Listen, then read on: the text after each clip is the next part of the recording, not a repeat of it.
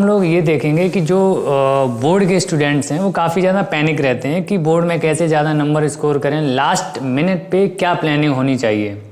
तो आज कुछ सिंपल और बहुत आसान हम एक प्लानिंग मेथड लेके आए हैं, जिससे जो वीक बच्चे हैं अगर वो उसको फॉलो करें तो वो भी अच्छे नंबर स्कोर कर सकते हैं, और जिनको एग्ज़ाम में टॉप करना है। हम फिलहाल ज़्यादातर बात करेंगे केमिस्ट्री में, बट अगर ये आप मेथड हर एक सब्जेक्ट में लगाओ तब भी आपका भला हो जाएगा। ठीक है, देखो होता क्या है कि लास्ट मोमेंट पे हमारी कितनी तैयारी है। लास्ट मोमेंट में जितनी ज़्यादा आप तैयारी कर लोगे उतना ही ज़्यादा फ़ायदा है। तो कहते हैं कि फेल होने का डर नहीं, ट्राई ना करने का अफसोस होना चाहिए।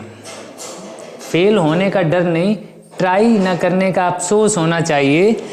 बोर्ड में जीतना है तो खुद पर विश्वास होना चाहिए। अब वो विश्वास कैसे आता है, वो कॉन्फिडेंस कैसे आता है, अगर आपकी थोड़ी बहुत प्रैक्टिस और प्लानिंग है। तो हम लेके चलते हैं आपके लिए एक बहुत आसान एक फॉर्मूला कह सकते हैं, ट्रिक कह सकते हैं। पहला रूल टॉपर के लिए, एवरेज बच्चे के लिए और हर किसी के लिए है, वो ये है 3P रूल। जो स्टूडेंट बोर्ड के लिए, किसी भी एग्ज़ाम के लिए 3P रूल को फॉलो करता है, किसी भी फील्ड में अगर ये रूल फॉलो करता है तो 90% चांस होते हैं उसके सक्सेस होने के। क्या है 3P रूल? फर्स्ट P का मतलब है प्लानिंग। क्या है? प्लानिंग। अगर आपको कुछ भी काम करना है, किसी भी फील्ड में जाना है, तो उसके लिए आपकी बहुत अच्छी प्लानिंग होनी चाहिए। कहते हैं कि अगर कोई काम आप पूरा ख़त्म करो, उस काम में अगर आपको 10 घंटे लगते हैं, मतलब 10 घंटे में वो काम होगा। अगर आपने उस काम को करने में 5 या 6 घंटे प्लानिंग में लगा दिए तो ये मान के चलो वो काम आपका 9 घंटे में ही ख़त्म हो जाएगा। क्योंकि जिसकी जितनी अच्छी प्लानिंग होती है, लास्ट में आपको बहुत कम मेहनत करनी पड़ती है। प्लानिंग से ही सारी चीज़ें क्या होती है, सिस्टमेटिक हो जाती हैं, बहुत कम टाइम लगता है, टाइम सफिशिएंट होता है फिर। तो सबसे इम्पोर्टेंट क्या है? प्लानिंग। आपके पास प्रॉपर प्लानिंग होनी चाहिए कि ये हमें कैसे करना है, इसमें क्या क्या चीज़ें लगेंगी, इस काम को करने के लिए क्या कैसे समय निकालना है। सारी चीज़ें जो हैं, टाइम मैनेजमेंट से लेके सेल्फ मैनेजमेंट तक, सारी चीज़ें किस में होती हैं? प्लानिंग में होती हैं। अगर आपने प्लानिंग कर ली, फॉर एग्जाम्पल कि आपको बोर्ड में केमिस्ट्री में टॉप करना है, तो केमिस्ट्री में टॉप करने के लिए आपके पास प्लानिंग हो गई है कि इतने क्वेश्चंस हमें लगाने हैं, इस चैप्टर से इतना पढ़ना है, सारी चीज़ें आपने कर ली। फिर उसके बाद क्या करते हो? आप प्रैक्टिस करते हो। जो भी क्वेश्चंस आपने तैयार किए हैं उसकी क्या करते हो? प्रैक्टिस। बहुत ही फेमस क्वाइट्स है कि प्रैक्टिस मेक्स मैन परफेक्ट। अगर आपको परफेक्ट बनना है किसी भी फील्ड में तो आपको क्या करनी पड़ेगी? प्रैक्टिस। जितनी ज़्यादा प्रैक्टिस उतने ही ज़्यादा आप परफेक्ट होते चले जाओगे। हर फील्ड में होता है, देखा होगा जितने प्लेयर हैं, सचिन तेंदुलकर, विराट कोहली, रोहित शर्मा, MS धोनी, जितने प्लेयर्स हैं और भी अलग अलग फील्ड के, वो क्या करते हैं? प्रैक्टिस में बहुत ज़्यादा टाइम निकाल देते हैं। पहले प्लानिंग की कि इस टूर्नामेंट को हमको ऐसे जीतना है, बाकायदा प्लानिंग होती है, देन प्रैक्टिस होती है। प्रैक्टिस हो गई, प्लानिंग हो गई, फिर आप क्या करते हो? परफॉर्म। आपने बहुत अच्छी प्लानिंग की, बहुत अच्छी प्रैक्टिस की, तो ये मान के चलो कि आपके सक्सेस रेट जो है ना वो बढ़ जाते हैं। तो ये आप पहला रूल जो हर किसी को फॉलो करना है, वो क्या है? 3P rule. Planning, practice and perform. Sequence wise. ये नहीं पहले परफॉर्म कर रहे हो, प्लानिंग है नहीं, प्रैक्टिस है नहीं, परफॉर्मेंस देने चले गए, क्या हो जाएगा? 0 नंबर लेके आओगे, तुक्का लग जाए, वो अलग बात है।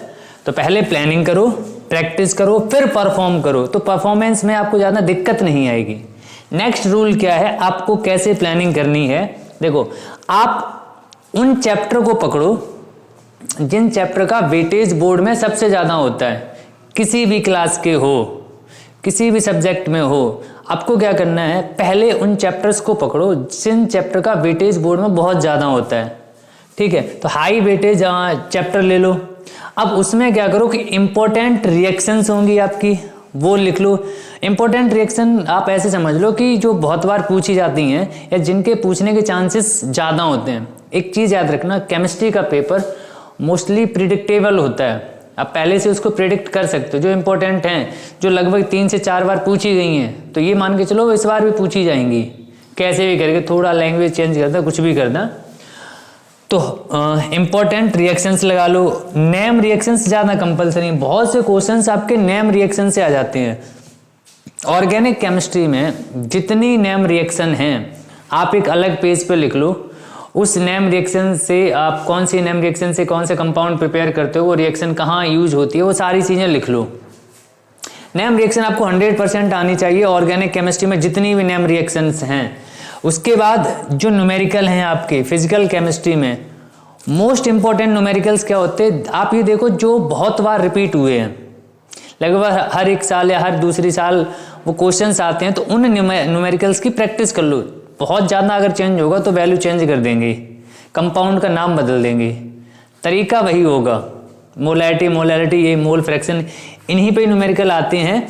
और हाफ लाइफ के ऊपर न्यूमेरिकल्स आते हैं, आपका नेक्स्ट इक्वेशन के ऊपर आ सकते हैं। इनसे ज़्यादा न्यूमेरिकल आते नहीं, लगभग 15-20 नंबर के ही न्यूमेरिकल आते हैं केमिस्ट्री में। तो इंपॉर्टेंट न्यूमेरिकल लगा लो, इंपॉर्टेंट न्यूमेरिकल लगा लो। फिर अब आपके पास टाइम है, ये चीज़ें आपने क्लियर कर ली, फिर थोड़े एडवांस न्यूमेरिकल्स लगा लो। उसके बाद क्या, जो इंपॉर्टेंट डेफिनेशंस हैं वो लिख लो कि ये डेफिनेशंस लगभग हर बार पूछी जाती हैं। जरूरी नहीं कि आपसे डायरेक्ट डेफिनेशंस पूछ ले, कभी कभी इनडायरेक्टली किसी इक्वेशन में डेफिनेशंस पूछ सकते हैं, तो डेफिनेशंस लिख लो। और ऐसे नहीं लिखना कि आपने एक डेफिनेशन लिखने के लिए 1-2 कॉपी भर दी। पूरी केमिस्ट्री की बुक में जितनी डेफिनेशंस हैं कोशिश करो उनको 1 या 2 पेज में ख़त्म कर दो। नेम रिएक्शन को लगभग 1 पेज में या 2 पेज में ख़त्म कर दो। नेम रिएक्शन का मतलब ये नहीं कि आपने नेम रिएक्शन लिखी उसको डिफाइन कर रहे हो, नहीं, इक्वेशन से डिफाइन कर लो। 1 लाइन की इक्वेशन खत्म, ऐसे डिफाइन करो। उसके बाद क्या करो, जो PYQ है, देखो ये हर किसी के लिए है। जब भी आप प्रैक्टिस करो तो ज़्यादा एटीट्यूड में प्रैक्टिस मत करना। पहले आप क्या करो, सैंपल पेपर उठाओ, कुछ भी उठाओ, क्वेश्चन उठाओ, क्वेश्चन पढ़ो, आंसर नहीं आ रहा है तो उस सैंपल पेपर में उसका आंसर दिया होगा, तो वो आंसर देख के लिखो, लिख के प्रैक्टिस करनी है। कुछ भी हो जाए लिख के ही प्रैक्टिस करनी है। देखो एक 2 रूल चलते हैं, हमारी जो आंखें देखती हैं विजुअल्स हमको जल्दी याद होते हैं, और जो आप सुनते हो वो भी जल्दी याद होता है। तो जब लिखोगे विजुअल्स होंगे वो आपकी मेमोरी में ज़्यादा दिन तक स्टोर रहते हैं और आपको याद भी जल्दी होते हैं, समझ रहे हो। तो लिख के प्रैक्टिस भी होती रहेगी और आपके कान भी सुन रहे होंगे। तो 2 चीज़ों का खास ध्यान रखना कि जब आप PYQ लगा रहे हो, आंसर आ रहा है फिर भी लिखो, नहीं आ रहा है फिर भी लिखो, देख के लिखो। इससे क्या होगा, आपके क्वेश्चंस की प्रैक्टिस होती चली जाएगी। तो PYQ बहुत ज़्यादा नहीं, लगभग लास्ट 10 ईयर के क्वेश्चंस उठा लो और आपको पता चल जाएगा ये क्वेश्चंस बार बार रिपीट हो रहे हैं। इतने क्वेश्चंस आपने कर लिए तो आप 90 से एबव ही स्कोर करोगे। लास्ट क्या है, कुछ डायग्राम होंगे जो लगभग हर साल या हर दूसरी साल पूछे जाते हैं।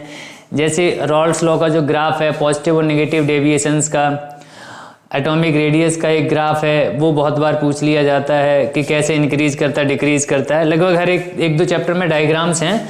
और कुछ रिएक्शंस की प्रैक्टिस कर लो, जो मोस्टली रिएक्शंस आती हैं, खासकर D एंड F ब्लॉक में है, कोऑर्डिनेशन कंपाउंड में है, ऑर्गेनिक केमिस्ट्री में आपकी कुछ रिएक्शंस हैं, वो रिएक्शंस ज़्यादातर आती हैं, तो उन रिएक्शंस की प्रैक्टिस कर लो। इंपॉर्टेंट रिएक्शन लिख लो एक अलग पेज पे। फिर लास्ट में आप क्या करो, सिर्फ आपके जो शॉर्ट नोट्स हैं आपने जो बनाए हैं ना ओवरऑल चैप्टर के, पूरी बुक के शॉर्ट नोट, हर चैप्टर के 1 या 2 पेज में शॉर्ट नोट बना लो रिवीजन करने के लिए, सिर्फ उनको पढ़ो लास्ट में। प्लस ओवरऑल बुक में जितने फॉर्मूला हैं सब लिख लो, मतलब नेम रिएक्शन के फॉर्मूले जो भी कुछ हैं सब लिख लो। लास्ट में आप क्या करो, आपके जो टॉपिक रह गए हैं, जो वीक टॉपिक हैं, इतना काम सब आपने कर लिया, लगभग आपकी केमिस्ट्री कंप्लीट। या और भी सब्जेक्ट किसी में भी आप ये तरीका लगा सकते हो। वीक टॉपिक आपके जैसे ही खत्म हो जाएंगे, मतलब वीक टॉपिक रह गए ना, आप अपने वीक टॉपिक की प्रैक्टिस कर लो। नहीं टाइम है तो छोड़ दो, क्योंकि वो वीक है, उन पे ज़्यादा टाइम वेस्ट करने से अच्छा है कि जो आपके अच्छे टॉपिक है आप उन पे मेहनत कर लो। अच्छे टॉपिक पे मेहनत कर लोगे तो वो टॉपिक आपके और अच्छे हो जाएंगे। वीक टॉपिक में ज़्यादा टाइम दोगे तो हो सकता है कि अच्छे टॉपिक के लिए आपको कम टाइम मिले, ठीक है।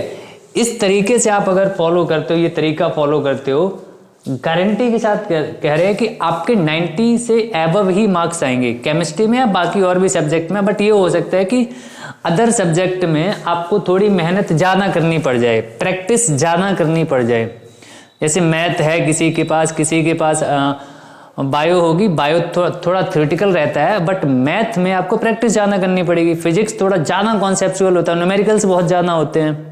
केमिस्ट्री में थ्योरी भी होती है, बहुत कम न्यूमेरिकल होते हैं, रिएक्शंस होती हैं। तो केमिस्ट्री को अगर आप सही टाइम दे के पढ़ो, प्रॉपर प्लानिंग से पढ़ो, तो आप 1 घंटा डेली 1 घंटा निकालते हो, अभी भी जितना टाइम बचा हुआ बोर्ड के लिए उसमें आप आराम से अपनी केमिस्ट्री कंप्लीट कर सकते हो। ठीक है, तरीका अच्छा लगा हो, प्लानिंग अच्छी लगी हो, चैनल में बने रहिए और हमारे चैनल को सब्सक्राइब कर लो, ताकि और अच्छी अच्छी वीडियो, इंटरेस्टिंग वीडियो, मोटिवेशनल क्वाइट्स आपको मिलती रहें। बहुत ज़्यादा अच्छी चीज़ें आती रहेंगी। कुछ दिन में हम लोग क्या करेंगे, D&F ब्लॉक का और कोऑर्डिनेशन कंपाउंड के वो क्वेश्चंस लगवाएंगे जो 90% बोर्ड एग्जाम में आते हैं। अगली चैप्टर में पढ़ेंगे।